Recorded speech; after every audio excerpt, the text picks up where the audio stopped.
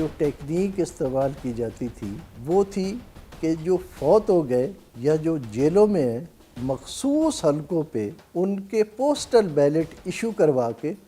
وہ کاسٹ پہلے ہی کروا دیے جاتے تھے۔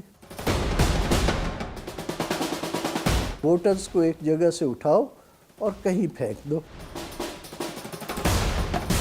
دھاندلی کی پیداوار، لوٹے، ڈاکو، جھرلو اور فراڈ الیکشن، اس جیسے الفاظ ہماری سیاسی اور انتخابی یادداشت کے ساتھ چپک کر رہ گئے ہیں۔ آئے روز سیاسی نظام مفلوج اور سیاسی جماعتیں ایک دوسرے سے گتھم گتھا رہتی ہیں۔ ڈاک شو پاکستان بے نقاب کر رہا ہے ان تمام ہتھ کنڈوں اور حربوں کو جو پاکستان کے انتخابی نظام کی تباہی کا باعث بنے۔ الیکشن کمیشن آف پاکستان کے سابق عہدیدار رانا محمد اسلم خان پاکستان کی انتخابی تاریخ میں دھاندلی اور غیر آئینی اقدامات پر روشنی ڈال رہے ہیں۔ ڈاک شو پاکستان اس تاریخی سلسلے کی چھٹی قسط پیش کر رہا ہے۔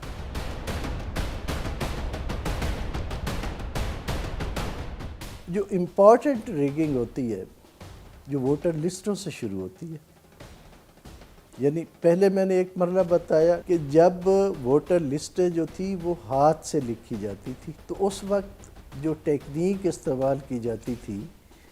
وہ تھی کہ جو فوت ہو گئے یا جو جیلوں میں ہیں وہ کیلکولیٹ کر لیے جاتے تھے کہ یہ کم از کم 4000 5000 اور مخصوص حلقوں پہ ان کے پوسٹل بیلٹ ایشو کروا کے وہ کاسٹ پہلے ہی کروا دیے جاتے تھے۔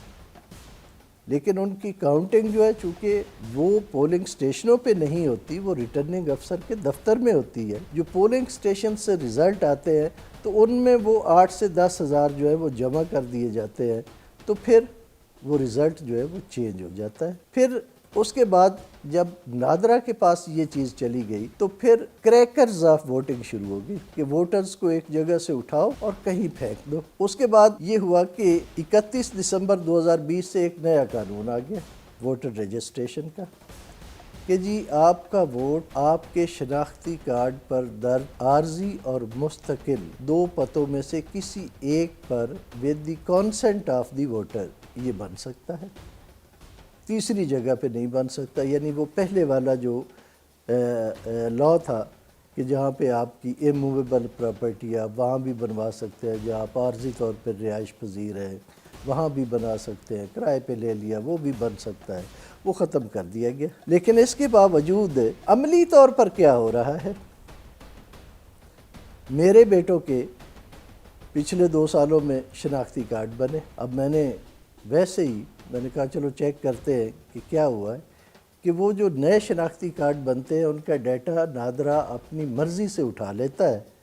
اور پھر ان کو متعلقہ جگہ پہ، یعنی لا تو یہ ہے کہ شناختی کارڈ پہ جو مستقل پتہ ہے اس پہ بنائے جائے یا پھر جو عارضی پتہ ہے اس پہ بنائے جائے، لیکن اس کے لیے بھی ووٹر کی کانسنٹ لینا ہے۔ اب جب میں نے دیکھا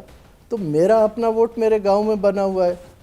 میری فیملی کا گاؤں میں بنا ہوا ہے، ہمارا مستقل پتہ جہاں پہ ہے وہاں پہ بنے ہوئے ہیں، اور جب میں نے ان کے ووٹ دیکھے تو ایک کا گڑی شاؤ میں بنا ہوا ہے اور ایک کا دلو کلا میں بنا ہوا ہے، جہاں نہ ہم کبھی گئے، نہ ہم کبھی کرائے پہ رہے، نہ ہمارے شناختی کارڈوں پہ ان کے کوئی ایڈریسز ہیں، نہ ہم نے ان علاقوں میں کبھی کرائے پہ کوئی مکان لیا، تو وہاں پہ بنے ہوئے۔ میں نے الیکشن کمیشن کے پورٹل پہ اس کی کمپلینٹ کی کہ جی یہ کون کلپریٹ ہے جنہوں نے لا کو اتنا بلیٹنٹلی وائیولیٹ کیا ہے، تو بجائے اس کے کہ وہ بتانے کو انہوں نے کہا جی رجسٹریشن آفیسر نے اس سے مسٹیک ہوگی، ان ایڈورٹینٹلی اس نے جو ہے نا وہ میپنگ غلط کر دی ہے۔ تو میں نے کہا جی رجسٹریشن آفیسر بیچارے کو تو پتہ ہی نہیں ہے، وہ آپ کا ملازم ہے، الیکشن کمیشن کا ملازم ہے، میں نے اس کو کوئی فارم نہیں دیا کہ اس نے غلطی سے ادھر ادھر درج کروا دی ہو، میں تو گیا ہی نہیں۔ میں آپ سے یہ پوچھ رہا ہوں کہ یہ ڈیٹا نادرا نے از خود اٹھایا ہے اور انہوں نے خود ڈال دیے ہیں، تو آپ وہاں سے یہ پتہ کر کے مجھے بتائیں کہ وہاں یہ کس نے کیا ہے۔ کہ جب الیکشن آئے گا تو یہ تو ووٹ نہیں ڈال سکیں گے، انہوں نے تو وہ علاقے دیکھے ہوئے ہی نہیں، نہ یہ وہاں کے رہنے والے ہیں، نہ وہاں کے ووٹر ہیں، نہ ان علاقوں کے ریپریزنٹیٹیو سے انہیں کوئی تعلق واسطہ ہے، اور نہ وہ ان کے پاس آئے گا ووٹ مانگنے کے لیے، تو یہ تو ووٹ ضائع ہو جائیں گے۔ تو وہ وہاں تک نہیں پہنچ سکے کہ نادرا الیکشن کمیشن کے انڈر تو نہیں ہے۔ جب تک preparation of electoral roll is the responsibility of the election commission of Pakistan, اور جب تک پورا اختیار آپ کے پاس نہیں ہے اس ووٹر لسٹ کا، تو پھر وہاں سے اٹھا کے ووٹرز کو کہیں اور پھینک دیا جاتا ہے، اور پولنگ والے دن لوگ جو ہے وہ ڈھونڈتے پھرتے ہیں کہ جی ہمارا ووٹ کہاں پہ ہے۔ ابھی یہ 2018 کے الیکشن میں یہ میرے گھر کے پاس ایک علاقہ ہے، وہاں سے 200 سے 300 ووٹ جو ہے ایک گاؤں سے اٹھا کے اکاڑا میں ڈالے گئے، اور اکاڑا کے کسی گاؤں کے 200 سے 300 ووٹ جو ہے وہ اس گاؤں میں ڈال دیے گئے، تو نہ یہ وہاں جا سکے نہ وہ یہاں آ سکے، اور ان کینڈیڈیٹس جن کو یہ ووٹ پڑنے تھے وہ بیچارے ان سے ووٹ مانگتے رہے، لیکن جب انہوں نے لسٹیں دیکھی تو ان کے ووٹ ہی نہیں تھے۔ تو ایک تو یہ ریگنگ ہوتی ہے، دوسری ہوتی ہے یہ جو سنگل ممبر کانسٹیچوئنسی ہے، دس ویری ٹچی۔ اب میں آپ کو بتاتا ہوں کہ اس میں انٹرنیشنلی ایکسیپٹڈ ایک ٹرمینالوجی ہے جیری مینڈرنگ۔ 1812 میں امریکہ کی ایک ریاست ہے میساچیٹس، اس کے ایک گورنر تھے ایلبریج جیری، انہوں نے اپنے لیے ایک کانسٹیچوئنسی بنوائی، اور وہ کانسٹیچوئنسی جو تھی، وہ حلقہ جو تھا وہ ساحل کے قریب تھا،